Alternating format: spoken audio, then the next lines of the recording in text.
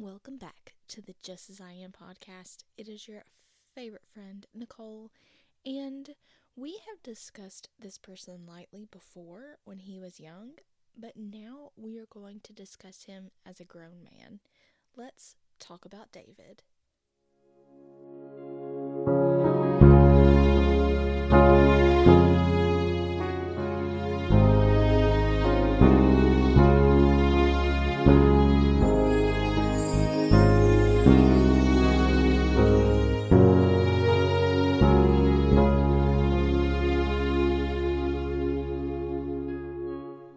So, probably 9 out of 10 times, if you ask somebody about David and Goliath, they'll know what you're talking about.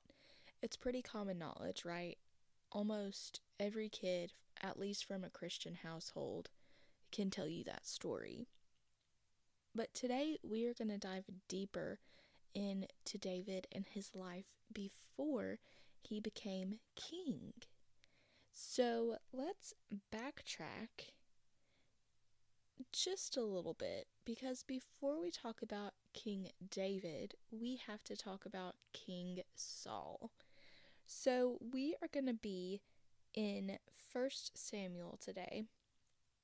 And 1 Samuel starts off with talking about Hannah and her giving birth to Samuel, and it just gives a little insight on Samuel. If you're not sure who Samuel is, Samuel was a prophet, and he was technically the last judge.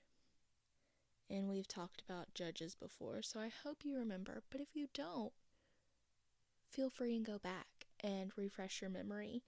So let's really start in 1 Samuel chapter 8, okay? At this point in time, Samuel is getting a little bit older, and the Israelites have come to him asking him for a king. Well, Samuel was flabbergasted by this revelation, okay? He thought that would be wrong. He didn't agree with it. And he felt like it was kind of a slap in the face to God, because the people weren't going to, I guess, let God rule them in the same way. They wanted a human king. They wanted a physical human being that's walking the earth with them, right? Well, Samuel talked to God about it, and God was like, fine, give them what they want. But tell them all the things, warn them about all of the things that comes with a king. Well, Samuel did as God told him, and the people could have cared less. They were like, fine, whatever, just get us a king. So then Saul comes into the picture, okay? Saul is this tall, dark, and handsome war veteran. Just to the human eye, he fills out all the check marks, and he seems like he would be the perfect king, right? And so Samuel anointed Saul the first king of Israel. Take note of that. Saul is the very first king. Crazy. He was, like I said, tall, dark, strong, and handsome, but one thing he was not good at was obeying God. Well, he started on the up and up, right? Everything he did, he defeated these people, he defeated those people, he did this for his people, da-da-da-da. He made it to the top of the mountain. Well, then he ran out of mountain, and so things started to decrease in the good variety. He declined, okay? And he was eventually rejected by God. God said, nope. He let it happen, and then he said, no. Well, The Lord actually even regretted making Saul king. Now, I would hate for the Lord to make the Lord regret a decision he made. I, that would be, I don't know how I would explain that. That would be terribly awful, no good, very bad. Well, now Samuel follows the Lord's commands and goes to Bethlehem. We all know about Bethlehem, right? To anoint the new king, a son of Jesse. He looked at every one of Jesse's sons, because Jesse did have a good handful of sons. It wasn't just like two and done. He had a few of them. And Samuel went to each one of them and was like, okay, he looks good. And then God was like, keep going. And then he finally just kept going and kept going and kept going. And he found David playing the lyre, as David does, right? When he found David, God was like, he the one. So right then and there, Samuel anointed David.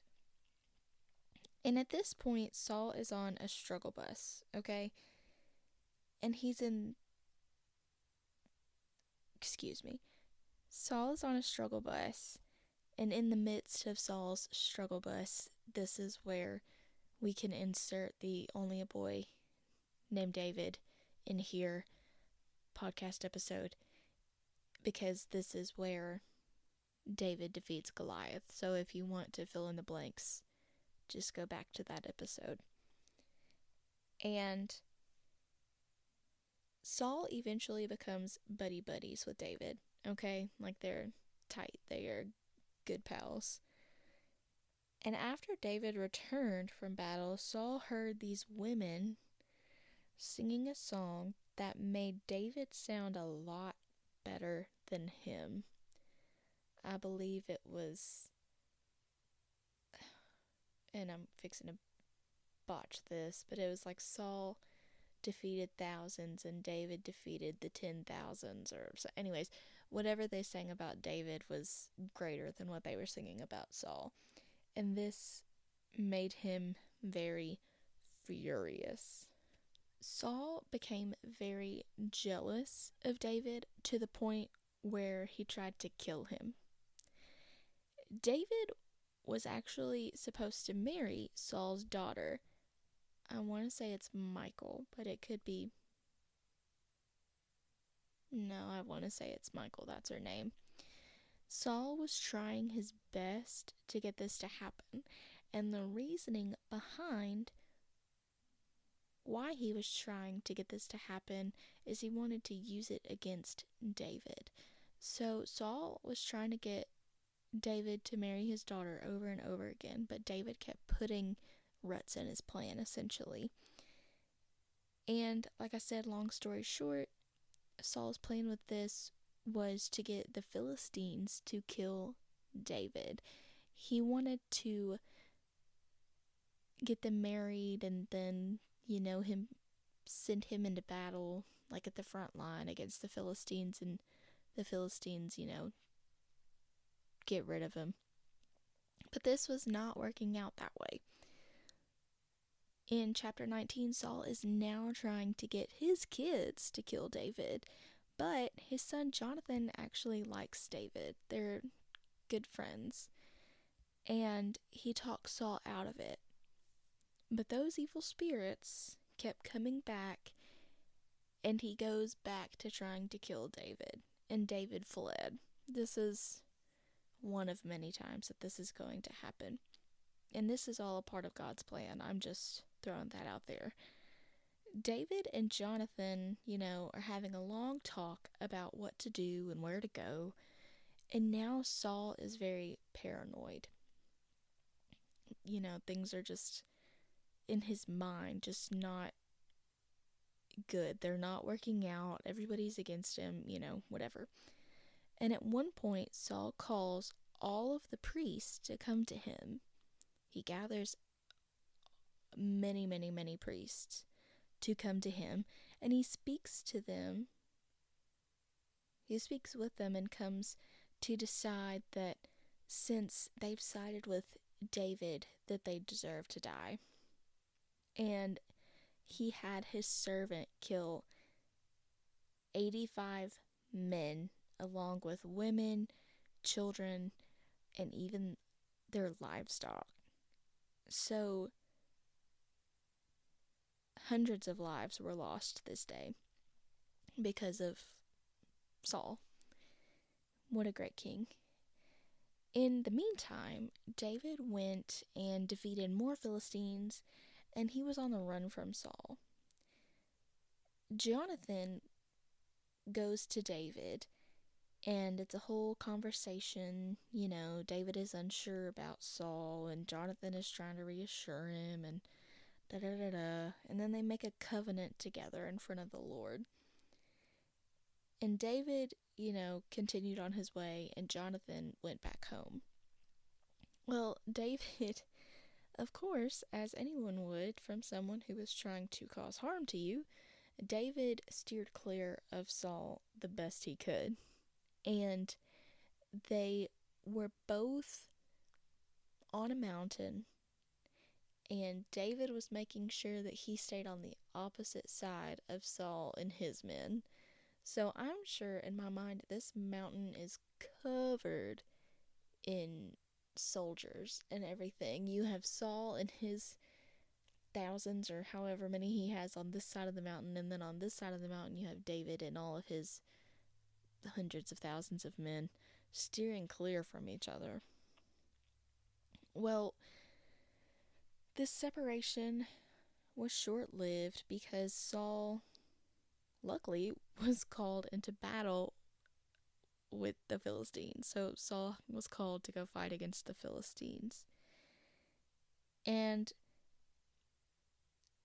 well, the separation was once again short-lived because Saul returned to David's trail. Saul was not giving up. He was 110% dedicated into finding David and ending him. And they actually ended up in the same cave. So David and his men were hiding in this cave, deep in the cave. And Saul and his men came to the cave to rest or something like that. But Saul had no idea. And while Saul was sleeping, David cut off the corner of Saul's robe and ended up just feeling just awful about that decision. And you can go back and read that whole thing. I mean, it's a few paragraphs of David's feelings because of what he did. David apologizes to Saul, and Saul is kind of confused in a way because, remember, Saul was asleep, and then Saul had no idea David was in the cave, and it's a whole thing. Well, Saul listens, and David apologizes to Saul. And Saul accepts, the apology, and they move on. In chapter 25, Samuel passes away, and everyone is in mourning, as you would, prophet, last judge. Samuel was a very important figure. And David and his people heard about this man shearing sheep. You just got to go read this because it was a lot that I'm just skipping. I'm just giving you cliff notes here. Anyways, David sent his servants or something or another to this man because he heard he was shearing sheep, and the man was a grouch or whatever. And so David goes, and there's this woman named Abigail. Abigail is married to the grouch, but she's the complete opposite of the grouch. Where the grouch didn't want to give them the time of day, she is here doing whatever she can to help them. And this is where it gets a little racy, per se. And David is married to Michal, right? We've been over that. Saul's daughter. Well, now he wants to marry Abigail. So now he is currently married to Abigail, Ahinoam. I have no idea. I'm so sorry. Jezreel, those are his 3 wives, because Saul gave Michal to someone else, as he should have, because David was not a good husband to her. Saul is coming after David once again. Are we surprised? No. This time he has thousands of men, okay? And while Saul is sleeping, because I guess Saul's always tired, this search and manhunt just wears him out easily, I guess. While he is sleeping, David and one of his sidekicks creep up on him. They go into camp and they creep up on Saul and they find him. And they find him with a spear stuck in the ground right by Saul's head. And David's sidekick is like, let me stab him, let me put it through his head. And, he was wanting to kill Saul right then and there. But David said no. David was like, no, it's fine. Just leave him there. So they conversed, and David goes back on the run. The question is, when will this ever end? Does it ever end? Stay tuned for the next episode. No, for real. But David goes back on the run, and Saul is freaking out about this next battle, okay? Saul has to go back and battle the Philistines, and we know how the Philistines are. The Philistines, they just can't give up, they're Philistines.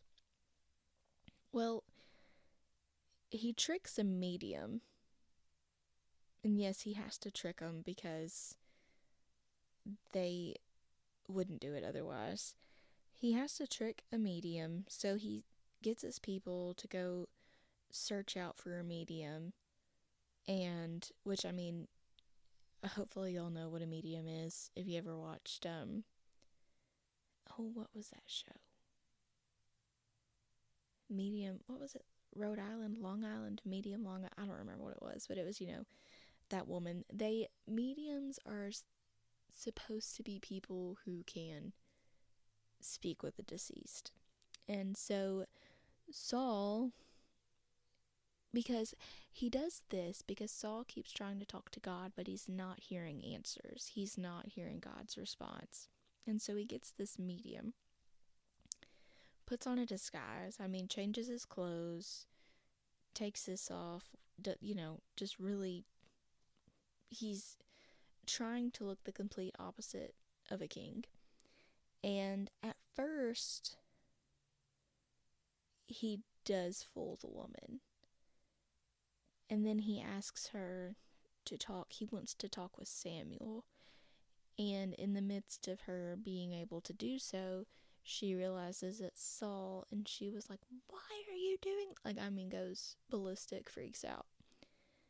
Well, Samuel does get, brought back in a way. Saul is able to talk with Samuel, and he's like, what is going on, man? And Saul, explains. Saul's like, well, you're fixing to end up dead like the rest of your men. It's not looking good for you, Saul. And this is not what Saul was wanting to hear. So the Philistines gathered together, and they spoke together, and they decided to reject David. They, didn't want anything to do with David. Especially after he defeated their biggest warrior, Goliath. So now the Amalekites have come, and they have raided the camp, and they have kidnapped everyone, including David's wives. So they didn't kill anyone, but they kidnapped everyone and everything. They kidnapped all 3 of David's wives, because why would one be enough? And the children, and just, anybody who was there, they kidnapped them. And so David talks to God, because David is like, I'm sure he was mad, but David talks to God, and God gives him the go-ahead to go and defeat the Amalekites and save all of those whom were kidnapped. And after that, they basically celebrate David. You know, thanks, man, you're doing good. So, 1 Samuel ends not good at all, my goodness. 1 Samuel ends with the Philistines killing all of Saul's men. Not a one survived. They killed everyone, and this included all of Saul's sons, including Jonathan, which kind of made me sad. Well, they ended up severely wounding Saul. Now, they didn't kill Saul, but he was wounded by arrows and all that good stuff. And Saul asks his armor bearer to end him. He's like, just take me, put me out of my misery. But the armor bearer is he's scared about it. And he's like, no, I don't want to do that. And so Saul places his own sword in such position and falls on it. So he basically stabs himself to death. He commits suicide. Well, his armor bearer was like, well, heck, if he did it, and he does the same thing. And I really don't want to tell you about the rest because it's just icky. It's really kind of gruesome. But you can go read that in 1 Samuel chapter 31. It will tell you all about it to your heart's content if you want to know more. But yeah, so that's going to wrap up this. It's going to wrap up the book of 1 Samuel. And next time we will read more about David in 2 Samuel. And one fun fact that I have learned the past couple of months about this is the reasoning why we have 1st and 2nd books in the Bible. And you're probably like, what do you even mean? So we have notebooks and computers and whatever. We have an endless reading source, right? Well, back then, in biblical times, obviously, they didn't. They made their own paper, and when they made it, it wasn't to the extent of your 150-page notebook front and back, you know? So, they had their scrolls, right? Well, the scrolls were not long enough to just put all of Samuel's story on one of them. So it was broken up into 2. So we have 1st and 2nd Samuel, 1st and 2nd Kings, 1st and 2nd Chronicles, and then we have, the Corinthians and, right? Isn't that it? Yeah, 1st and 2nd Timothy, all of the 1st and 2nd books. So that is why we have 1st and 2nd, is because the scroll was not long enough. So I just thought that was a fun tidbit. Another fun tidbit that I learned is that the main difference between a major and a minor prophet is how long their book was. So Samuel obviously is broken up into 2 books with 31 chapters in the first book, and I'll have to go double check the 2nd book. But you get into your minor prophets, and it's not that their message isn't, important, but you look in the minor prophets, and some of those are maybe 3 chapters long. So those are my fun 2 tidbits for the day. And I hope that you found this interesting and you want to hear more about David. And you join us for the next one. So, see y'all later.